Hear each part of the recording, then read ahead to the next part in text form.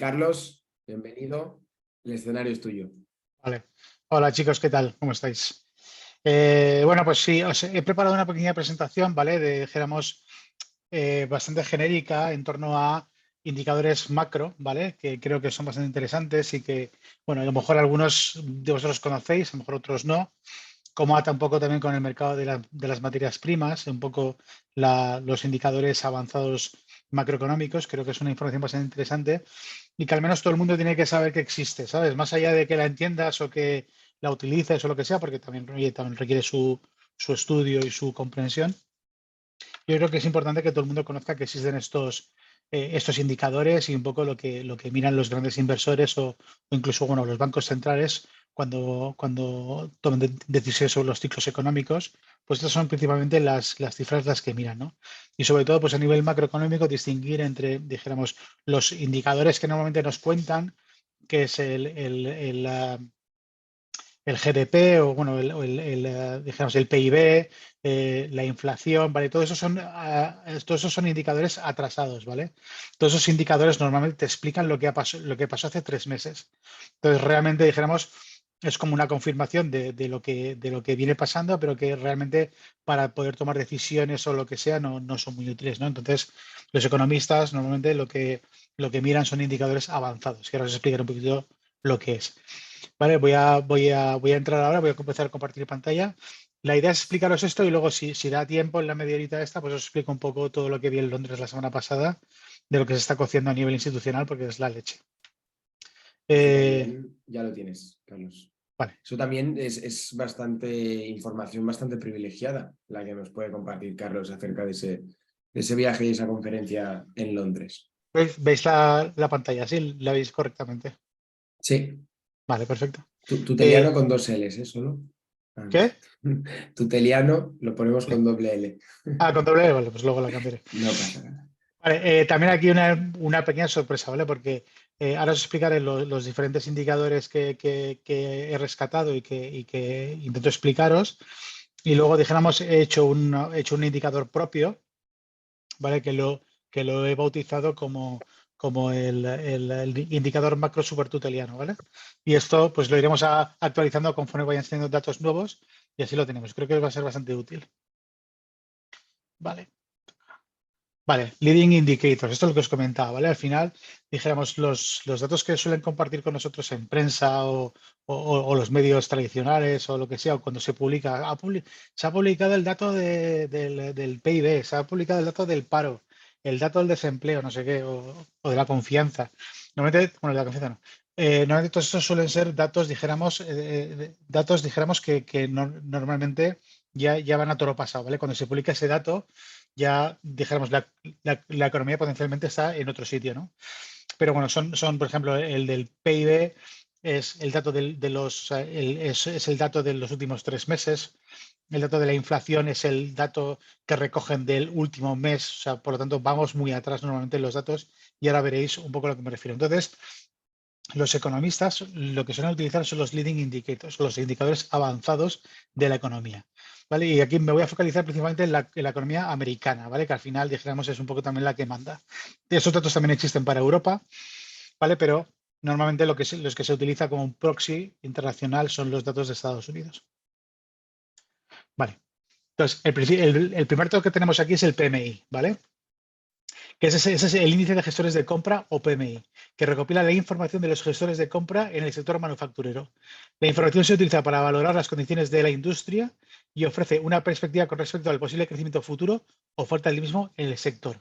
Básicamente, este indicador lo que hace, que es la línea esta azulita, ¿vale? Esta línea azul, básicamente, lo que te dice, eso es una encuesta, ¿vale? Que se hace mensualmente por una empresa, ¿vale? Y todos los meses tiene un listado gigantesco de empresas en Estados Unidos del sector manufacturero, ¿vale? Y cogen todos los meses y les llaman y les hacen las mismas preguntas. Las preguntas son del estilo de, dijéramos, ¿has incrementado o has rebajado los pedidos de material para los próximos 30 días? ¿Los pedidos que tienes para los próximos 30 días son iguales, inferiores o superiores a los de anteriores? Entonces, esto lo están haciendo continuamente. Entonces, te da una visión súper dijéramos, actualizada de cuál es el sentimiento en el sector manufacturero, es decir, la industria, ¿no? Y ese es el primer indicador, que se llama el PMI, ¿vale? Si os fijáis, ¿por qué digo que es un adelantor? Es que es un indicador adelantado. Si os fijáis, mirad ese trocito de aquí, o sea, la época del... y bueno, veis que aquí os pongo un huevo de datos, ¿eh? Os pongo desde 1990 hasta hoy, para un poco ver, dijéramos, cómo se comporta el indicador. Si lo vais viendo aquí en el tiempo, normalmente lo que vemos aquí abajo, aquí os pongo el PIB, ¿vale? El Gross Domestic Product de Estados Unidos, cuando se va publicando. Y aquí arriba os pongo lo que os he comentado, el PMI. Si os fijáis, por ejemplo, pues el PMI normalmente empieza a bajar, ¿vale? Como entre 3 y 6 meses, entre 6 y 9 meses antes que la cifra del PIB empieza a recoger el impacto, ¿vale? Entonces, si lo veis, prácticamente siempre es así, ¿vale? Mira, aquí empieza a bajar y cuando ya termina de bajar, lo mismo. En la parte del COVID igual. Entonces, a mí lo que más me preocupa y lo que más me gusta de esos indicadores es que se cumplen bastante. Dijéramos, esto tiene una correlación entre la serie 1 y la serie 2, es decir, entre el PMI y el PIB, esto tiene una correlación casi del 70%. O sea, que es una relación bastante cercana. Pero a mí lo que me preocupa es la situación en la que estamos ahora. Miraos, dijéramos, el PMI, ¿vale? Está en niveles, ¿vale? Si lo miráis históricamente, está en unos niveles muy bajos respecto a lo que tradicionalmente sería el PIB, ¿vale? Entonces, aquí puede pasar dos cosas, ¿vale? O sea, esto lo podemos interpretar de dos maneras. Aquí decir, ¿vale? Parece que este ciclo es diferente y el PIB puede empezar a subir a partir de aquí, ¿vale? O realmente estamos anunciando, o el PMI está anunciando que esto va a seguir cayendo bastante, ¿vale? Entonces, por eso un indicador solamente no te ayuda a tener la foto completa. Bueno, ni todos tampoco, ¿vale? Pero sí que dijéramos, cuando vamos cogiendo más indicadores, de alguna manera, pues podemos ir completando la foto. Vale, entonces ese es el primero, ¿vale? El PMI. El segundo es sentimiento del consumidor, ¿vale? Es muy parecido, también es una encuesta, es el MSCI, es una encuesta mensual sobre el sentimiento del consumidor y esta la hace la Universidad de Michigan, ¿vale? Y es lo mismo, coge y empieza a llamar, y están todo el puto día llamando a la gente por teléfono y preguntándole sobre todo si piensan hacer un gasto importante en los próximos 30 días. Es decir, comprarse una tele, comprarse un sofá, cambiar de coche, reservar unas vacaciones. No ir a hacer la compra, ¿no? Hacer la compra todo el mundo más o menos tiene que ir, pero un gasto importante, ¿vale? Es decir, un ítem que sea un coste importante. Pues exactamente la misma historia. Como veis, dijéramos, es un indicador bastante adelantado a las cifras del GDP, ¿vale? Que dijéramos, por ejemplo, aquí en este tramo de aquí, esto empezó a caer, ¿vale? Pero realmente dijéramos, o sea, empezó ya a indicar que era mucho antes que la marcaba el Gross Domestic, el PIB realizado del país. Lo mismo que aquí en esta época. Aquí, como 9 meses antes, empezó a cantar de que algo no iba bien en la economía. Y aquí, básicamente, este índice desde el COVID no se ha recuperado.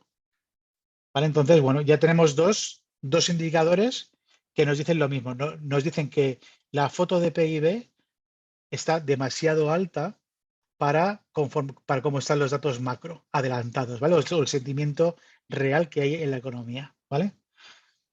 Entonces vamos al tercero. Este es lo mismo, pero para pymes, ¿vale?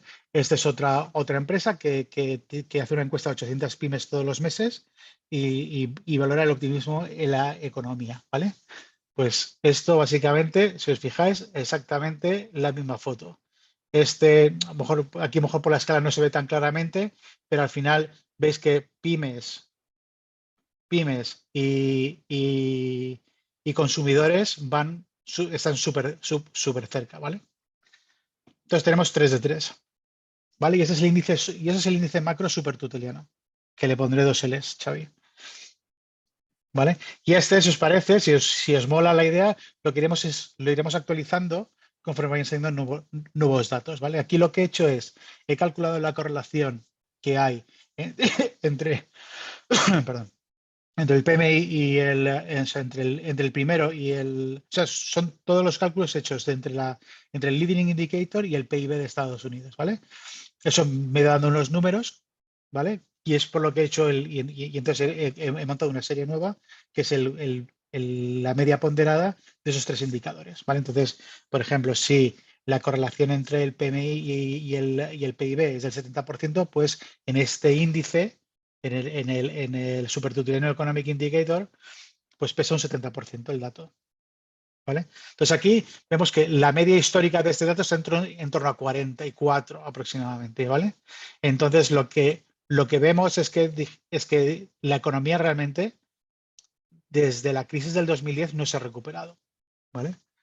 Porque tenemos la media aquí en 44 desde 1990, ¿vale? Que veis que el crecimiento del PIB siempre había sido bastante regular, más o menos, ¿vale? Hasta que viene la crisis del 2010. La crisis del 2008, del 2008 se lo carga todo y de hecho la economía realmente en base a este indicador, en base a estos indicadores, la economía todavía no se recupera. Se recuperó un poquito aquí en 2018-2019, pero vino el COVID y ya se lo terminó de follar todo. Entonces, ¿qué dice esta serie de alguna manera, ¿vale? Cuando el PIB estaba, cuando esta serie estaba o el indicador estaba a estos niveles, ¿vale? Si nos vamos aquí, ¿vale? Mira el PIB dónde se fue, ¿vale? O sea que dijéramos, la probabilidad de que la corrección de mercado no haya terminado y es más que aún le quede una buena pata es bastante alta, ¿vale? Y ahora esto lo vamos a reforzar un poco con las materias primas, ¿vale? Al final las materias primas son dijéramos, lo que realmente, dijéramos, mueve la economía, porque sin materias primas no se podría producir, ni se podría transportar, ni se podría hacer absolutamente nada, ¿vale? Entonces, dijéramos, aquí vemos el petróleo, ¿no? El petróleo, bueno, tuvo aquí, esto fue el momento del COVID, que básicamente tenías que pagar para vender, fue una época brutal. O sea, flipar, ¿eh? Aquí básicamente cuando vencieron los futuros en el de marzo del 2019, que fue el puro COVID, hubo mucha gente que tuvo que pagar para comprar, no, perdón, para vender. Dices, no, o sea, llévatelo, que no me cabe en ningún sitio, porque se paralizó la economía y se fue todo al carajo. Ahora se ha recuperado bastante. Aquí tenemos los picos de la crisis de la guerra de Ucrania a principio de año, ¿vale? Pero eso está cayendo a plomo, el petróleo, ¿vale? Es decir, nos estamos yendo a niveles del 2018-2019. O sea que ya la historia de la guerra ya está pasada, básicamente. Las materias primas están empezando a reflejar lo que dicen los leading indicators. Están empezando a anunciar recesión. El gas natural, lo mismo. Sigamos. Materias primas de alimentos, ¿vale? La soja, igual. Aquí estamos los picos de la guerra, que parece que no iba a haber soja para nadie. Bueno, pues está cayendo, o sea, la caída de 1.800 a 1.200, pues porcentualmente es una pasada. El trigo, ¿os acordáis cuando decían, no, Ucrania, la granja de trigo, la granja de Europa, la granja del mundo, ¿no? Nada, milongas todo. Está cayendo a plomo el trigo, ¿vale? Hierro, lo mismo. Este es el índice de commodities de Bloomberg, ¿vale? Lo mismo, también tocó pico aquí en 700, ahora se está aproximando ya a 500 otra vez. O sea, todo está volviendo a donde tenía que estar, más o menos. Y este es súper importante, el Baltic Dry. No sé si alguno sabe lo que es esto. ¿Sabéis alguien lo que es esto del Baltic Dry? ¿No suena? Vale, el Baltic Dry básicamente es un índice que cotiza en Londres y básicamente lo que intenta es agregar el coste de enviar un contenedor de esos de 40 pies por la ruta del Atlántico, ¿vale? Y depende, dijéramos, y existen ahí diferentes tipos de barcos, los Capesize, ¿vale? Los Panama Max, los Supramax son tipos de barco que pueden pasar por algunos sitios y otros no. Por ejemplo, el Panama Max son los que pasan por el canal de Panamá. ¿Vale? Entonces se hace una media ahí de eso y esto cotiza diariamente en Londres, ¿vale? Pues mira lo que ha pasado con esto. Básicamente, cuando se cerró todo por el COVID y tal, y la media histórica de todo esto, dijéramos un poco dónde ha estado, ahora mismo estamos acercándonos un poco a la barrera baja del rango de lo que cuesta mover, dijéramos, comercio internacional por barco, que es el 90% del comercio internacional es por barco. ¿Vale? Esto al final eso es un indicador muy potente decir de cuáles son las expectativas en la economía. Mirar aquí, por ejemplo, este gráfico es más corto, ¿vale? En datos. Pero mira, en 2010, ¿vale? Que es un poco cuando empezó a pegar fuerte ya la crisis financiera, mirar de dónde se fue. De 3.000 y 4.000 pavos a menos de 1.000. O sea, y bueno, aquí también hubo otra crisis importante de 2015-2016 y nos fuimos a estos niveles. ¿Vale? Entonces, bueno, eso es un indicador también que marca mucho la tendencia de un poco los próximos meses lo que puede ir viniendo. Entonces, en resumen, un poco todos los datos macro que, dijéramos, utilizan las instituciones y que están mirando, básicamente todo indica a que queda bastante todavía por delante, que queda travesía por el desierto importante. ¿Vale? No sé, ¿tenéis alguna pregunta?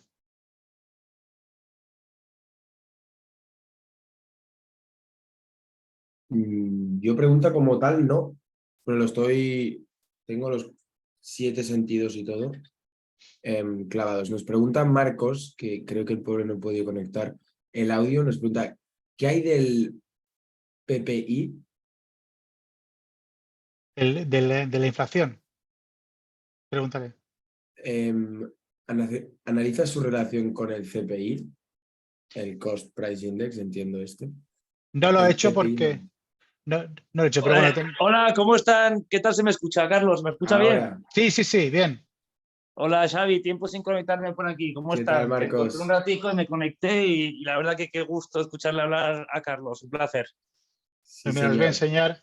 enseñar, una No, cosa. lo que quería preguntar era un poco si Carlos analiza la relación que ve entre el Producer Price Index y el Consumer Price Index. Si tiene algún, bueno, qué opinión le merece y si lo suele analizar. Sí, pues mira, aquí a ver, no sé si se ve muy pequeño. Se ve aquí un poquito más grande, ¿vale? Vale. Yo lo comento porque yo estoy en un sector que me afecta mucho y que para mí es muy evidente. Me encuentro en Venezuela ahora mismo, yo me dedico al sector de las commodities, Ujú. prácticamente fabricamos un commodity que es el carburo de silicio Vale. y, y efectivamente los costos de mis materias primas para producirlo pues se han incrementado mucho más en línea con el PPI que con el CPI. Ujú. Entonces, claro, yo alerto a mis cercanos diciendo, señores, esto se tiene que trasladar en algún momento a la economía real, Sí. porque producir las commodities nos está costando a los productores muchísimo más que hace un año, ¿no? Te dejo esa entrada y a ver qué me puedes comentar, Carlos. Gracias. Vale. Pues mira, aquí esta gráfica, no sé si la veis. ¿Se ve la pantalla? Sí. Vale, esta gráfica, no sé si conocéis a Raúl Pal. Dijéramos que tiene un Sí, por supuesto. Real Vision, ¿no? Lo conoces, ¿no? Vale, es Sí. brutal, ¿vale? Pues ayer justamente él todos los domingos por la noche publica el GMI Report, que es o sea, iba a repasarlo con vosotros, pero no me ha dado tiempo a leérmelo del todo. Pero si queréis, lo que podemos hacer en los próximos cafés, lo podemos basar en el GMI Report de Raúl Pal, porque la verdad es que es brutal, ¿vale? Mira, aquí dijéramos este gráfico de que lo puso anoche, básicamente lo que compara es, dijéramos, los inventarios que están acumulando los pequeños negocios en Estados Unidos contra la inflación, ¿vale? Y esto tiene, dijéramos, dijéramos, a un año vista. Es decir, porque tú, por ejemplo, si eres una tienda de ropa de ropa, hoy estás comprando el inventario para el invierno que viene, ¿vale? O sea, que normalmente, dijéramos, las pequeñas empresas piden con eso, pues casi que a un año vista, ¿no? Hacen los pedidos para la próxima temporada, ¿vale? Pues mira esta comparativa. Aquí en esta comparativa, Raúl está comparando el histórico de esa métrica de los inventarios contra el CPI, ¿vale? La tasa de inflación en Estados Unidos. Y mirar que tienes una correlación bastante alta entre una serie y la otra, ¿vale? Entonces, dijéramos, ya os he explicado que el CPI también es un lagger, ¿vale? Es un indicador retrasado, ¿vale? Y los otros son indicadores adelantados. Entonces, si yo esto le doy a mi hija el gráfico, le digo, pinta la rayita azul, ¿dónde va a ir? ¿Vale? ¿Dónde crees que iría la rayita azul? ¿vale? Pues esto básicamente la previsión es que a un año vista probablemente tengamos inflación negativa, ¿vale? Eso es lo que viene a decir esto, ¿vale? Entonces, es lo que tengo que decir al final. Creo que todos los indicadores adelantados están señalando una recesión de caballo, ¿vale? Y hasta que no salgan datos, hasta que no se vayan enderezando las curvas, de pronto es el escenario con el que yo jugaría, ¿vale? Porque dijéramos, en principio, todo apunta, este es el satisfaction, ¿vale? Este gráfico también es bastante interesante, ¿vale? Aquí lo que tienes es el CPI en la línea blanca, ¿vale? Y luego tienes un cálculo que he hecho que es la media de los 5 mayores, dijéramos, picos de inflación entre 1940 y 1980. No sé por qué la fecha, pero al final lo que te fijas de alguna manera es que dijéramos, estamos en un outlier, básicamente. El subidón de inflación que ha habido, dijéramos, es una cosa muy, muy, muy, muy rara, estos niveles de inflación que hay, ¿vale? Y que normalmente cuando los ha habido, normalmente lo que hace es que baja relativamente rápido. Y aquí tienes los meses en los que tiende a bajar, ¿vale? Entonces lo que estamos hablando es que a 15 meses vista, ¿vale? Pues habrá bajado en torno a un 6% y a un par de años ha desaparecido la inflación. Pero bueno, todo esto son también conjeturas un poco así, pero está... Ya te digo, es que no me ha dado tiempo a apoyarme bien el informe de Raúl Pal de este domingo, pero bueno, ya Carlos, os para digo, aquellos dime. aquellos que no conocemos a este Raúl Pal, ¿esa es Sí, una suscripción gratuita sí, es que recibes mirar, todos los jueves? es este. Esto es Real Vision Group, ¿vale? Es una página que tiene una parte gratuita y otra parte de pago. Yo tengo la suscripción, ¿vale? Pero que aparte que el tío esté en LinkedIn, si lo seguís, pone muchísimo material. Y luego hace unos vídeos chulísimos y tal, que también, mira, podemos inspirarnos un poquito en él, porque creo que el tío hace un trabajo brutal. Y si hacemos contenido como es en castellano, puede ser la bomba. Pero fijaros en Raúl Pal porque la verdad es que el tío es muy top y lo explica todo genial y trae invitados a su programa que es la hostia. Pero sobre todo tiene este informe, ¿vale? Este informe que es gratis. Luego tienes GMI, Global Macro Investor. Luego también tiene la parte de pago, que ya a mí me han mandado alguna así en plan así bajo la manga, que son la leche, el trabajo que hace este tipo. Pero solamente con el material gratuito ya puedes ir tirando. Así que nada, agregaros este tío todos, a Raúl Pal en vuestro LinkedIn o YouTube o lo que sea y mirar la página web que se llama Real Vision, que es muy top, es muy top, es muy top. Ya te digo, solamente la parte gratis ya es la leche y la de pago está muy bien. Estas cosas también se agradecen mucho, ¿eh? Todo este tipo de información que nos podemos compartir entre nosotros supertutelianos, como Ujú. acceso a estos reportes que se mandan una vez a la semana, esto también está súper bien. Y agradezco eso, Carlos, me lo apuntaré este tío. Un poco no sé qué opináis los demás para poder democratizar un poco también la palabra y que otros compartan su punto de vista. En este último matiz que hacía Carlos, que se puede abrir y extender un debate muy grande, pero en torno a si estamos ya recuperándonos y quizás el mercado y el Nasdaq también vuelve a subir, o esto es solo el inicio de una recesión que se puede alargar todo el 2023. ¿Qué opináis los demás? ¿Alguien que quiera compartir sus opiniones? ¿Qué tal, José chicos? Antonio, ahí Oye, está. Carlos, me ha molado. Es que eres Messi, macho. El Messi de Andorra. ¿Te ha molado o qué? Me ha molado, Hombre, sí. que Más te mola rápido, a es ti, que tío. Que te mola a ti, que eres un doctor en economía, macho, ya para mí no, me mola. Es que Me voy a el dormir tema de ya. la inflación, es verdad que van a bajar. O sea, la inflación es la subida de los precios. Eso tiene, o sea, va a ser negativa porque los precios probablemente no suban tanto como subieron y bajarán. Es que esto está preparado para que la recesión sea rápida, sea muy profunda, pero rápida. ¿Eso tú qué opinas, Carlos, ahí? ¿O qué opináis ahí en el banco? O sea, profunda sí, pero como rápida. Está pensada para ser rápida. Sí, Bajar rápido, tal, corregir a, y... a mí me ha sorprendido, a mí realmente me ha sorprendido que no haya sido más rápida. ¿Vale? Y sobre todo me ha sorprendido la reacción de los tipos de interés. De hecho, nos ha Ya ha sorprendido a bajado. todos. No, No ha no, empezado todavía. no, que los tipos de interés han subido demasiado rápido. Porque al final dijéramos aquí, ¿qué pasa? Esto es un tipo de para mí. Esto es un episodio de inflación exógeno, ¿vale? Principalmente. Al final tú tienes, como tú bien sabes, tienes dos tipos de inflación, la endógena y la exógena. La endógena es la buena, ¿vale? Que es que cuando la economía va de puta madre, pleno empleo, va todo cojonudo, me compro un coche, me compro una casa, todo va subiendo de precio de forma orgánica o de forma natural, porque al final, dijéramos, oferta y demanda, las cosas van de puta madre y la gente pues que tiene más poder adquisitivo tal y cual, se te puede llegar a sobrecalentar la economía y ahí es donde la palanca de los tipos de interés funciona muy bien a nivel de política económica, ¿vale? Lo que yo no tengo tan claro es si la palanca que se está utilizando de tipos de interés realmente funciona para el shock que tenemos ahora, que es un shock exógeno. Al final es un shock que nos viene por materias primas, principalmente, de las cuales no tienes ningún tipo de control, ¿vale? Y que la gran mayoría necesitas para sobrevivir. La gasolina, la electricidad, todos los componentes alimenticios, no sé qué.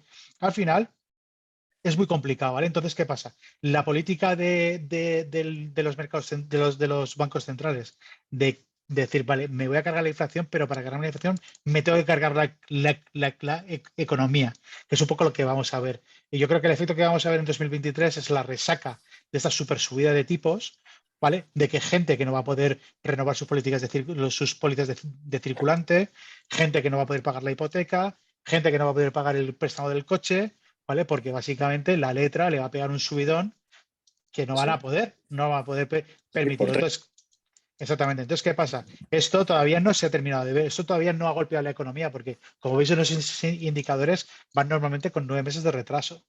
¿Vale? Entonces, esto es una bola de tsunami que va viniendo por ahí, es una bola de tsunami que se va ahí al fondo y va llegando y llegará. Y en 2023 probablemente llegue. Y es cuando los bancos centrales empiezan a bajar tipos de interés, será muy tarde para mucha gente. ¿Vale? Porque van a haber pérdidas de empleo, van a haber empresas que cierren, va a haber, o sea, sí, la inflación bajará, pero es que baja, pero porque me lo he cargado todo. Esto es como el que, no sé, imagínate que, no sé, que tienes un tumor localizado en un riñón y te meten una quimio en todo el cuerpo, ¿sabes? Sí, te matarán.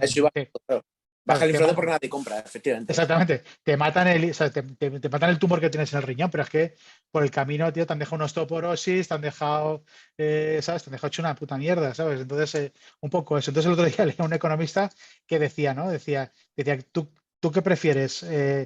¿Inflación y tener curro? ¿O no inflación y quedar sin trabajo? Entonces, yo creo que es una cosa muy, digamos, están los bancos centrales en una situación muy complicada, pero sobre todo por eso, por la naturaleza de este episodio de inflación. Entonces veremos a ver, pero bueno, al final ya han tomado la decisión.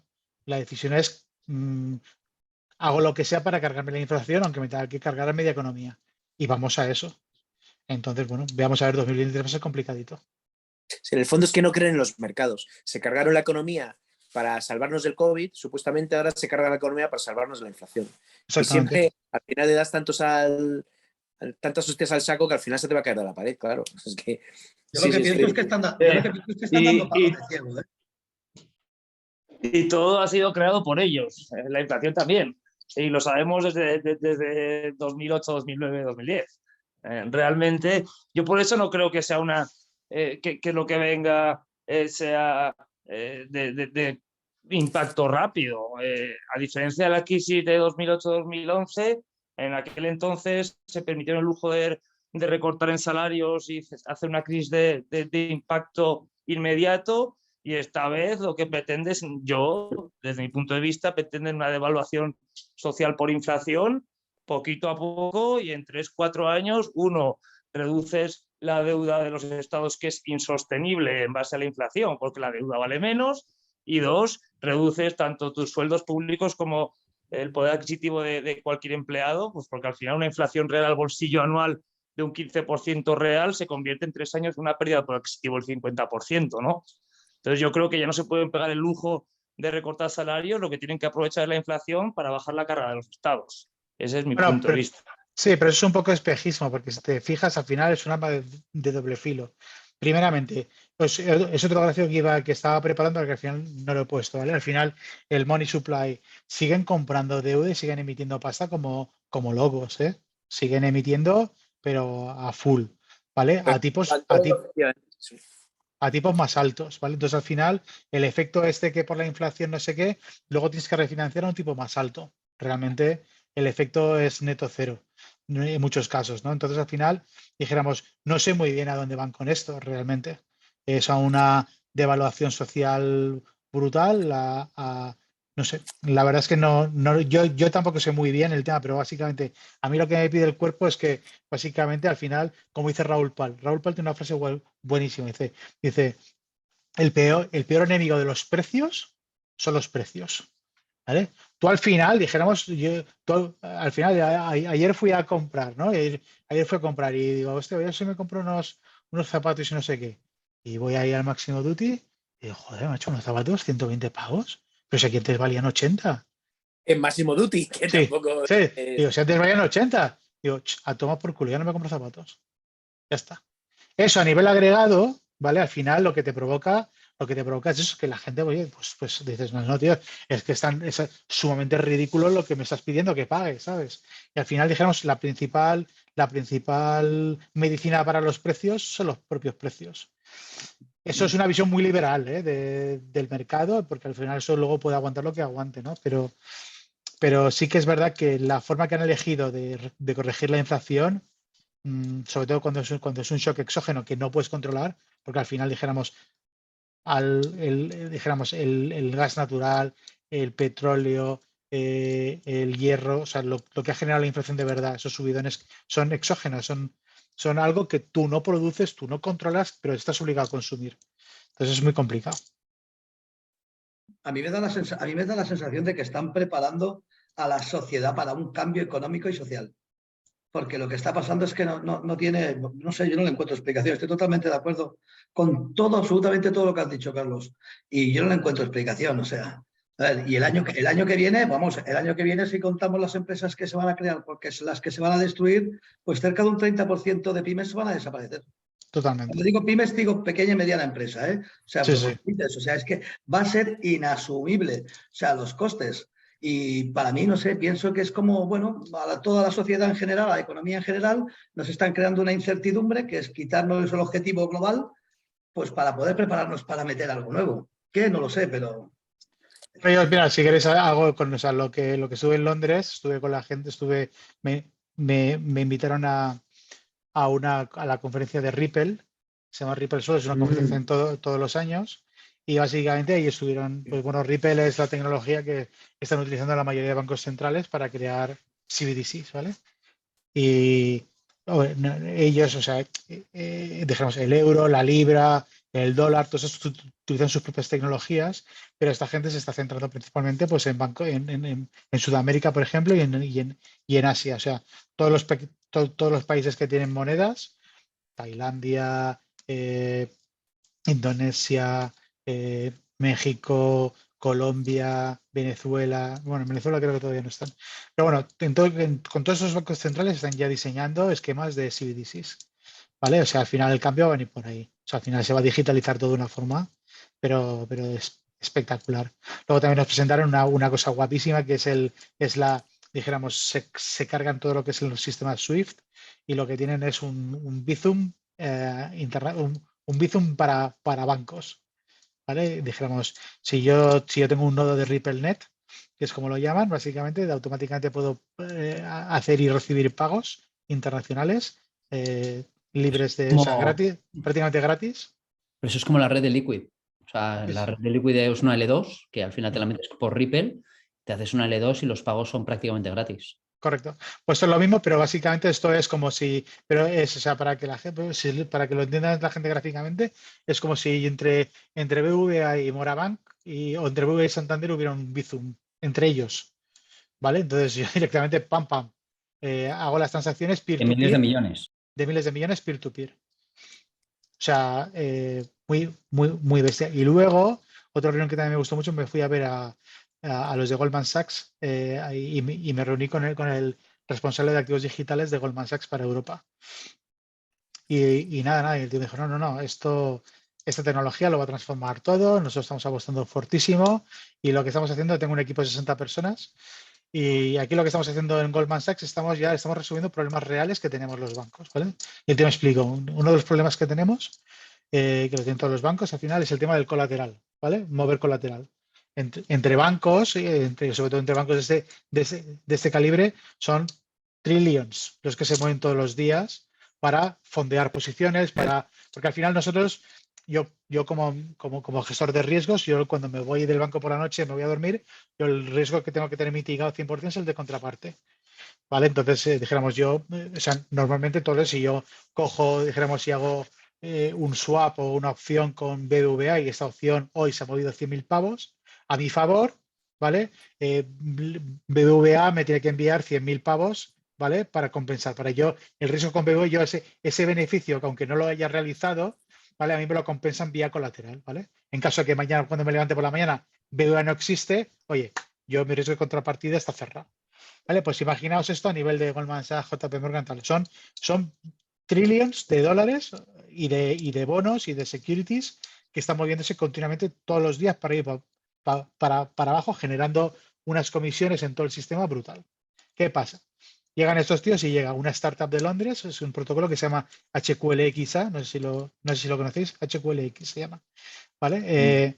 Y los tíos dicen, no, mirad, vamos a hacer una cosa, vamos a crear unas bóvedas, ¿vale? Vamos a crear aquí unas bóvedas y cada uno tenéis la vuestra, ¿vale? Con un todo depositado en contrapartes de primer orden, tal y cual. Entonces, JP Morgan tiene la suya, Morgan Stanley tiene la suya, Goldman Sachs tiene la suya y tal y cual.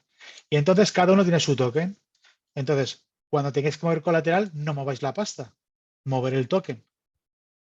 ¿Vale? Entonces, lo que hacen es directamente mueven el token. Entonces, tú dices, vale, tengo que hacer, porque en el mundo tradicional hoy, mover colateral son 48 horas de valor. ¿Vale? Tú mandas 100 millones, tardan 2 días en llegar a donde tengan que llegar y si te los tienen que devolver, tardan otros 2 días en llegarte. O sea, cada meneo son 2 días que está por ahí la pasta volando sin producir. Pues estos tíos han dicho, nada, ¿qué cojones? Han montado esto y básicamente lo que hacen es que, oye, Goldman, cojo una posición contigo y tengo que ponerte 100 kilos de colateral. Vale, toma, 100 kilos de token. Tú contra mi pool tienes derecho de claimear 100 millones si el deal va mal.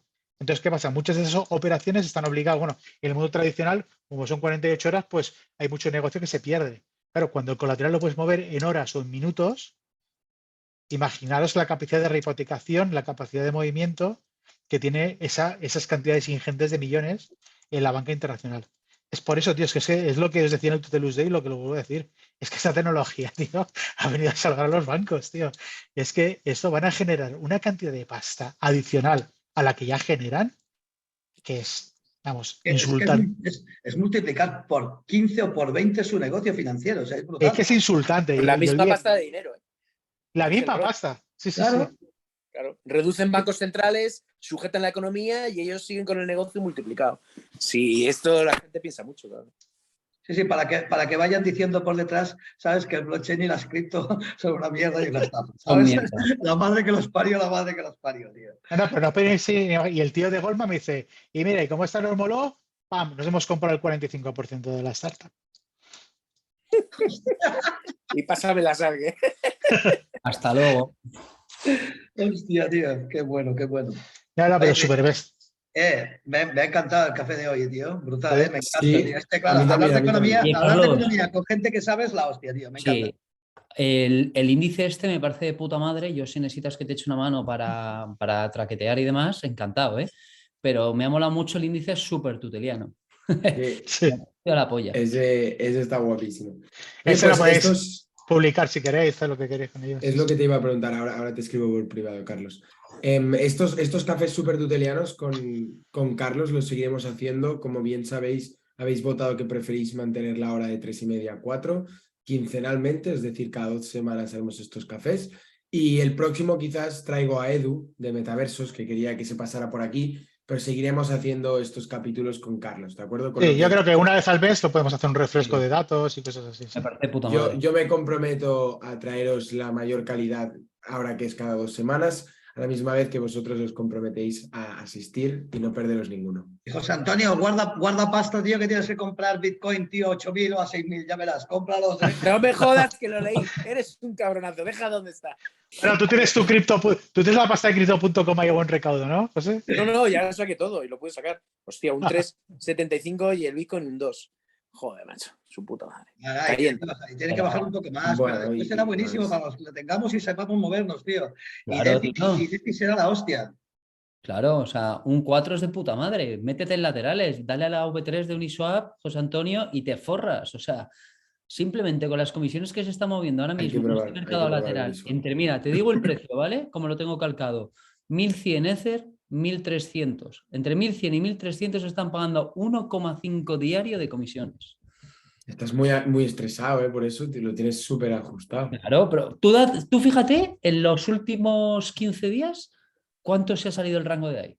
Ya. No, claro, y ahora estará de puta madre, ¿no? Ahora el tema de los pools, el gas ahora ha bajado un huevo, porque yo en su día cuando lo miré, o sea, o entrabas con mucha pasta o el gas, tío, te hacía Claro, polvo. en Ahora ha Ethereum, mejorado mucho, ¿no? bueno, le tienes que meter por cada transacción son entre 5 y 8 pavos. Bueno, Pero, ya, pero es que cuando yo lo miré eran 100 pavos, lo menos meter claro, una tío, curva. sí, no, totalmente. Pero pero- bueno, me voy a lo mismo. Vete a la de Polygon, que encima las comisiones son casi gratis. Te metes un rango de entre 0,79 y 0,85 y lo estás pillando de puta madre. Ujú. Y en vez de que sean tan altas las comisiones, hay más volumen de transacción, porque Polygon está transaccionando una barbaridad. Sí, que TVL hay ahora. En Polygon, pues te lo digo ahora mismo, pero es una puta salvajada, porque todos los proyectos de nueva creación se están yendo hacia allí básicamente por comisiones. Mira, Polygon ahora mismo está moviendo un TVL de 1,05 billion. ¿Sabes? Hostia, pues han crecido los Y cabrones. Tron estos, ¿eh? casi todo. Una preguntita rápida, ahí que Sí. estáis hablando de la versión 3 de Uniswap, yo todavía no lo he utilizado. Si te sales del rango, te No te queda cobras, todo no cobras. pero te devuelven todo, solo un token, ¿verdad? El 100% del capital. Por Sí, ejemplo, se te convierte. si vas Ether contra USDC, si el Ether cambia, te devuelven Ether. Si el Ether baja, te devuelven Ether. Si el Ether sube, te devuelven USDC. Claro, entonces tienes que estar muy pendiente si no quieres aumentar la exposición a uno de los dos. Si te sacan de rango, automáticamente volver a comprar la otra mitad en otro token para no quedarte fuera de la exposición que querías tener, ¿no? O esperar, Marcos, a que recupere el mercado, porque como no se te liquida la posición y en el momento de volver a recuperar, vuelves a entrar en rango y a volver a cobrar comisiones. Claro, Ya. o sea, esto no es Ok. como pedir prestado y ser O liquidado, sea, sino que se te lo va a guay de convertir esto, todo al otro. claro, lo guay de esto es que no te liquidan la posición. O sea, no te liquidan y te liquidan y has perdido todo. No. Aquí lo que te dan es el otro token en el opuesto al que haya ido. Para aquellos que no han conocido, no han probado Uniswap versión 3 y no saben de lo que estamos hablando, hay un reto DeFi que podéis simplemente quitar esa parte del reto DeFi que cuento y explico cómo participar y hacer una liquidez concentrada en Uniswap, que lo encontraréis en la sección de retos DeFi y ahí podréis aprender esta estrategia justo que estamos comentando. Qué bueno, gracias, Xavi. El nuevo pool de liquidez moderno que se van a estar creando, que es una liquidez concentrada, poniendo un precio mayor y un precio menor y por lo tanto tenemos un mayor rendimiento porque estamos acotando más. Pero el V3 lleva ya mucho tiempo, ¿no? Lleva al menos un año, ¿no? No, Sí, lleva ya un Sí. tiempo. Vale. Sí, no, Lo que pasa, No es lo que nuevo, pasa es que una la liquidez V3, concentrada. claro, una V3 en mercados muy movidos de hacia arriba o hacia abajo, no es interesante. ¿Por qué? Porque tus rangos son muy amplios o te liquida muy rápido yendo de un lado a otro.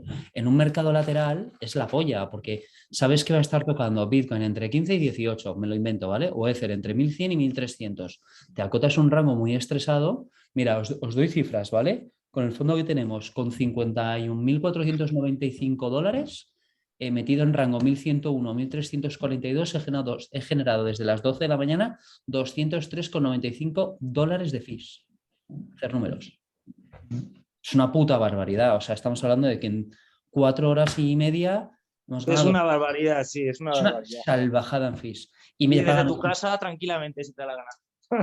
claro, no, pero y te pagan el 50% en cada token, en USDC y en Ether. Por lo tanto, ya no estás también. tan expuesto a los mercados. Y si me cae mucho Ether, me da igual, porque estoy comprando muy barato Ethereum. Pues lo voy a comprar por debajo de 1.100. Si me sube mucho es cuando me jodería de verdad. Porque lo entonces mejor que empiezan tiene a ganar Uniswap. rentabilidad. Sí, la rentabilidad no te la pagan en el token UNI, te la pagan en Claro. los tokens de los que. O sea, eso es un puntazo. O sea, Pero te es lo un pagan- puntazo. Es un puntazo. Y es un la puntazo. rentabilidad la recibes en tu monedero cuando lo claimeas o Claro, automáticamente. tienes que escanearlo, igual. Aquí como en todo. O sea, esto está en la blockchain y hasta que tú no lo aterrizas en tu wallet, no recibes. Si queréis, Xavi, hacer un café súper tuteliano de esto, encantado, ¿eh?